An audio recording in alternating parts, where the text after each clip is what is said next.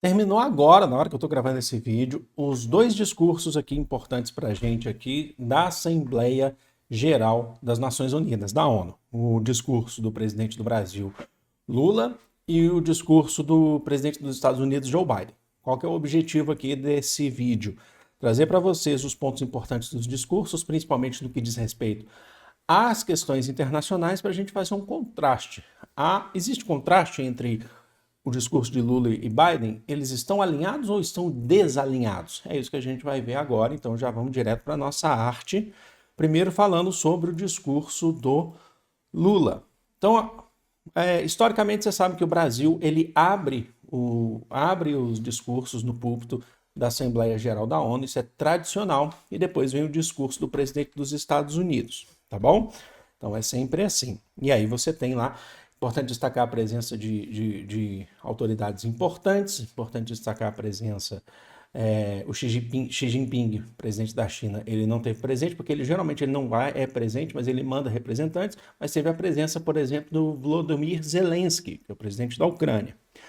Primeiro, Lula saudou a presença do Mahmoud Zeidan Abbas, que é o presidente da Autoridade Nacional Palestina, que é um dia histórico, essa Assembleia Geral da ONU, porque é pela primeira vez o presidente da Autoridade Nacional Palestina está presente, tem a permissão para estar presente. É uma conquista dentro da Assembleia Geral da ONU, principalmente por conta dos últimos acontecimentos.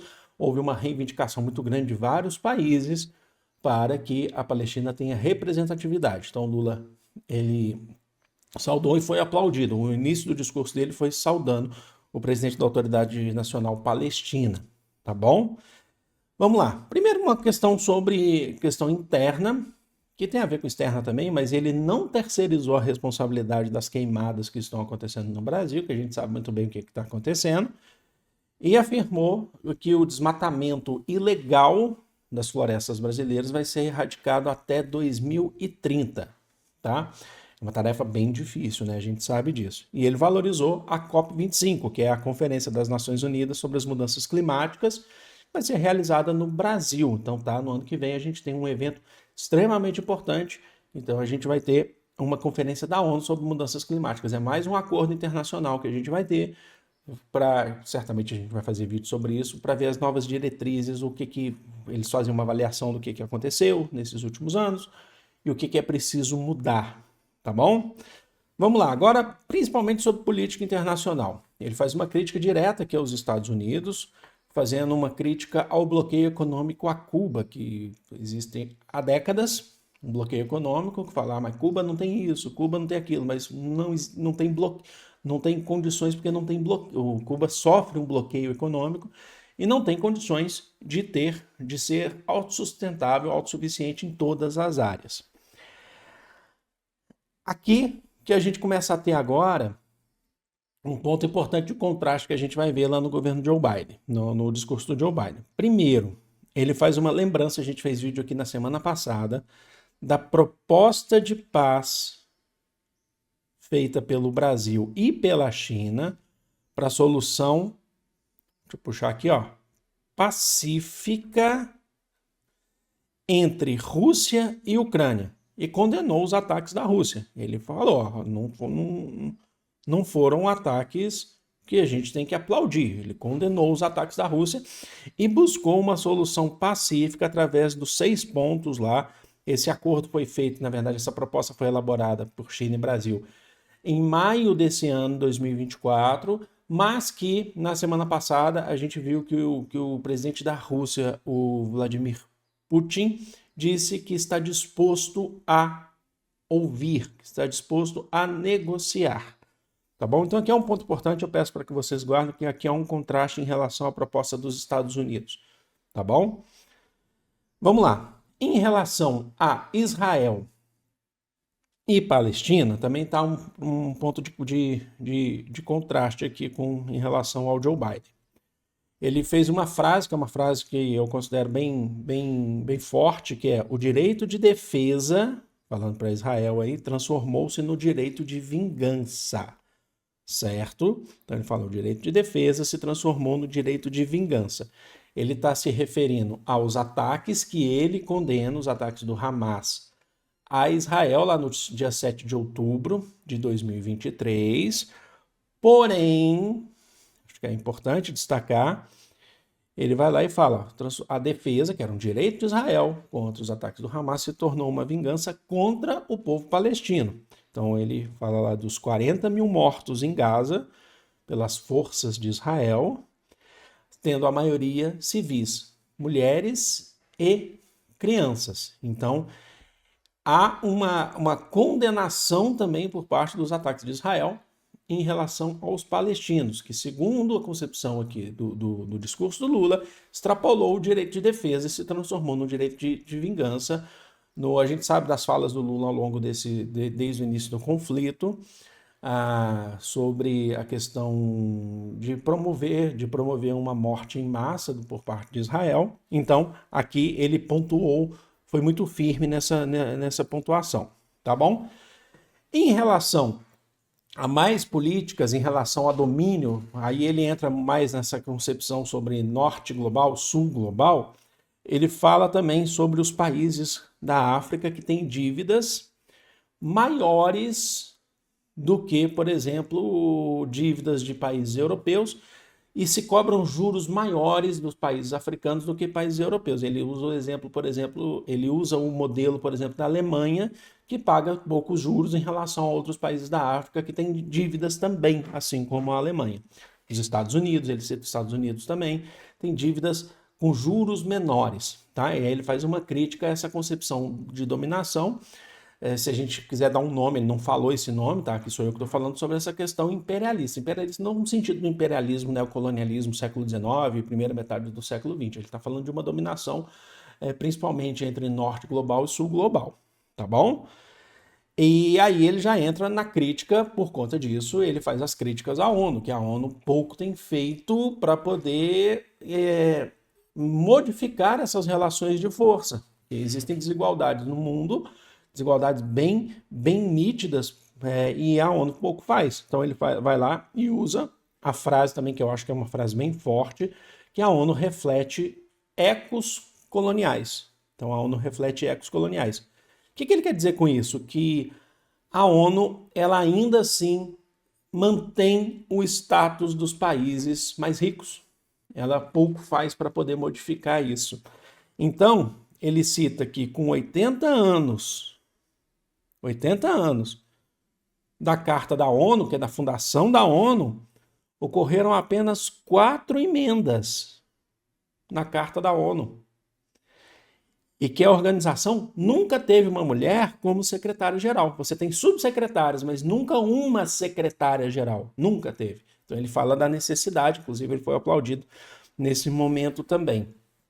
Certo? Aqui ele está fazendo crítica, sabe que o Brasil também sempre teve aquela concepção de tentar ter uma cadeira, uma cadeira permanente no Conselho de Segurança da ONU. O Brasil não tem uma cadeira permanente. Sempre tem aqueles membros do Conselho de Segurança da ONU que a gente fala, que são Inglaterra, Estados Unidos, China, lembra disso? França, que por conta disso, qualquer poder de veto que eles têm, tem poder de veto, eles barram qualquer atitude, né, ou qualquer deliberação feita no Conselho de Segurança da ONU. E aí, por fim, que eu pontuei aqui para vocês, ele fala sobre a exigência de soberania digital do sul global. O que ele está querendo dizer com isso? Que é preciso pensar na soberania, nas leis nacionais dos países sobre a concepção da era digital. Aqui ele está dando uma cutucada direta sobre essa concepção que a gente teve aí do X, do X, né, do Twitter, do Elon Musk, achando que poderia fazer qualquer coisa no Brasil sem ter representante no Brasil, sendo que a lei brasileira exige a representação internacional no Brasil. Exige uma representação de qualquer empresa internacional no Brasil, porque precisa responder juridicamente. E o X não tem. Isso inclusive, está tendo uma modificação. Agora está tendo nesses últimos... Eu estou avaliando, estou estudando sobre, mas está tendo uma negociação em relação ao STF em relação à empresa, né? A SpaceX, a SpaceX não, a Starlink e o X, né? A rede social do Elon Musk. Então ele vai lá e fala, a gente precisa ter as nossas leis, a gente tem as nossas leis e elas precisam ser respeitadas, tá bom? Isso também vai dar um ponto, mais ou menos ali, um ponto de contraste no que o Joe Biden falou, então a gente vai marcar aqui, eles não se cutucaram não, tá? Na verdade foi assim, porque não é um debate, a Assembleia Geral da ONU não é um debate entre os representantes, mas há sempre ali uma fala que é importante mostrar o contraste para vocês. E aí entra o Joe Biden, logo em seguida entra o Joe Biden para fazer o seu discurso na Assembleia Geral. Ele começa o discurso do Lula foi bem rápido, o discurso do Joe Biden demorou um pouquinho mais, mas também não foi demorado, não. Ele começa primeiro valorizando que é o último discurso dele na Assembleia Geral da ONU como presidente dos Estados Unidos. Vale lembrar que o Joe Biden era candidato à presidência dos Estados Unidos, mas recebeu muitas críticas por conta principalmente da idade, aquelas coisas todas. Ele foi humilhado basicamente num debate contra o Donald Trump. Ele insistiu, mas ainda até anunciar que estaria desistindo da candidatura. E ele iria perder, possivelmente, já falei isso para vocês, ele iria perder para o Donald Trump. E depois entrou a vice dele, que é a Kamala Harris, promotora de justiça do estado da Califórnia, nos Estados Unidos.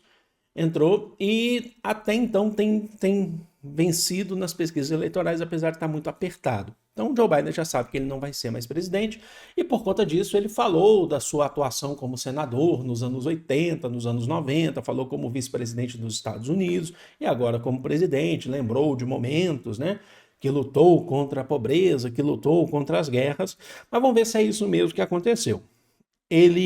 Primeiro, ele fala da China, lembra que não tem a presença do Xi Jinping, não tem, o Xi Jinping não vai na Assembleia, mas manda representantes. Então, ele fala da necessidade de retomar boas relações com a China em relação e colocar fim à guerra comercial entre Estados Unidos e China. Os dois entram em conflito nesse contexto e é um puxando a empresa do outro, Estados Unidos proibindo a empresa chinesa, a China levando outras empresas de outros países para o seu próprio território. E a gente tem um vídeo no canal, vou deixar aqui no card para você explicando o que é essa guerra comercial entre Estados Unidos e China, tá bom? Vamos lá. E aí, em relação aos pontos de contraste em relação ao Brasil sobre o discurso. Em relação à Ucrânia, guerra Rússia e Ucrânia, há um ponto de contraste porque o Joe Biden ele fala da necessidade de colocar fim ao conflito, assim como o Lula falou. Porém, o Lula ele fez a defesa da proposta de paz elaborada por Brasil e China, uma proposta de paz encabeçada lá por 6 pontos. O Joe Biden, ele fala do fim da guerra, através da vitória da Ucrânia, tá bom? Então ele defende a necessidade da Ucrânia, o país vencer a guerra contra a Rússia. Então por isso ele tenta justificar o envio não de tropas, porque a gente sabe que os Estados Unidos não podem enviar tropas para a Ucrânia por conta do artigo 5º da OTAN, da Organização do Tratado do Atlântico Norte, porque como a Ucrânia não faz parte da OTAN, então, e a Ucrânia está sendo atacada pela Rússia, então é como se a OTAN não tivesse sendo atacada. Quando um país membro da OTAN é atacado, eu sempre falei isso, vou voltar a lembrar aqui. Quando um país membro da OTAN é atacado, é considerado que todos os países membros da OTAN são atacados. Como a Ucrânia não faz parte da OTAN, então a OTAN não tem, apesar do Zelensky fazer desde 2 anos de guerra aí para mais esse pedido para que enviem tropas e tal, os Estados Unidos não envia. Então os Estados Unidos falam, ó, não estão ferindo o artigo 5º da OTAN, porque a gente não é um país da OTAN sendo atacado. Então ele envia dinheiro e envia recurso bélico, tá bom? Mas é por quê? Porque aí ele usa o artigo 4º. O artigo 4º fala que se sente ameaçado, mas não envia tropas diretamente. Mas, de qualquer forma, há um contraste em relação ao discurso do Lula, que é um discurso de solução pacífica para o conflito, apesar da guerra estar em curso já há bastante tempo. Agora, buscar uma solução pacífica. O Biden fala sobre solução com vitória da Ucrânia no conflito. Então, solução da guerra pela guerra, tá bom? Então, acho que é um ponto bem importante a se destacar. Enfim, é isso, tá? Então, vamos lá. Lembrando também, acho que é importante lembrar aqui, que em todas as assembleias que a gente teve recentemente, assembleias gerais da ONU, Assembleia Geral da ONU, reunião do Conselho de Segurança da ONU, a gente cobriu isso bastante, tanto em relação a Palestina, Israel, quanto Ucrânia e Rússia. Os Estados Unidos, ele barra qualquer tipo de solução pacífica para conflito, tá? Então, lembra do poder de veto? Os Estados Unidos tem barrado. Vamos lá. Peraí, deixa eu escrever direito isso aqui, ó, peraí. Tá aqui, não vou escrever. Você tem a defesa, porque ficou errado aqui, mas tudo bem, não vou passar por cima aqui, ó. Ele defende, do ponto de vista de Israel e Palestina, também há uma diferença aqui importante entre o discurso do Lula. Ele defende a coexistência dos dois estados, Israel e Palestina. Isso é uma defesa do Lula também. Ele não falou necessariamente ali, mas ele defende a coexistência dos dois estados. O Joe Biden já falou, defende a coexistência dos dois estados. Só que ele culpabiliza o Hamas pelos ataques, inclusive ele falou lá, né? Ele culpabiliza o Hamas pelos ataques lá do 7 de outubro. O Lula também ele não deixa passar isso. Porém, ele utiliza isso como justificativa para mais de 40 mil mortes de civis em Gaza. Ele não fala o número 40 mil mortes, mas ele justifica que Israel está atacando como uma forma de defesa. Aí vamos lembrar o que o Lula falou. O Lula já falou que, vou até voltar lá para ler, ó. Cadê, ó? O direito à defesa se transformou-se no direito à vingança. Já não é alinhado com o discurso do Biden, que ele já fala para a concepção dos Estados Unidos há um direito à defesa, continua sendo um direito à defesa. Para ele não é vingança, tá bom? Ele quer o fim do conflito, mas ele está alinhado com Israel, ele segue alinhado com Israel. Vamos lembrar também, eu fiz um vídeo também semana passada sobre as diferenças entre os discursos, as propostas de Kamala Harris e Donald Trump. Em relação a Palestina e Israel, os dois têm um discurso muito próximo, e no discurso de Kamala Harris, que é a atual vice-presidente do Joe Biden, dos Estados Unidos, a Kamala Harris falou que lógico que ela lamenta as mortes na Palestina, mas ela presta apoio histórico e irreversível a Israel. Tá? Isso é um discurso dos Estados Unidos, a gente já tem vídeo aqui no canal, inclusive, falando sobre o apoio que os Estados Unidos dão a Israel, um investimento histórico desde 1948 para frente aí, que é um investimento gigantesco. Tem vídeo aqui no canal, só vocês procurarem, tá bom? Então há uma diferença em relação ao método, tá? Em relação ao método. Acho que é isso aqui que é importante para a gente. Vamos lá. Os Estados Unidos valoriza, o Joe Biden valoriza a ajuda humanitária dos Estados Unidos pelo mundo, e ele cita a Guerra do Sudão, também tem, procurem aqui no canal, eu vou deixar no card aqui para você sobre a Guerra do Sudão, tá bom?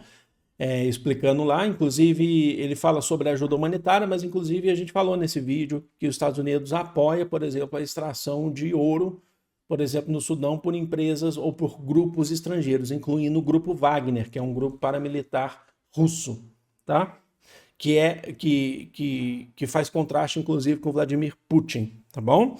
Então ele fala assim, a gente faz ajuda humanitária, só que se a gente contextualizar, a gente vai ver também que essa ajuda humanitária é feita, muitas vezes, depois de ataques do próprio Estados Unidos ou apoio dos Estados Unidos em países que atacam.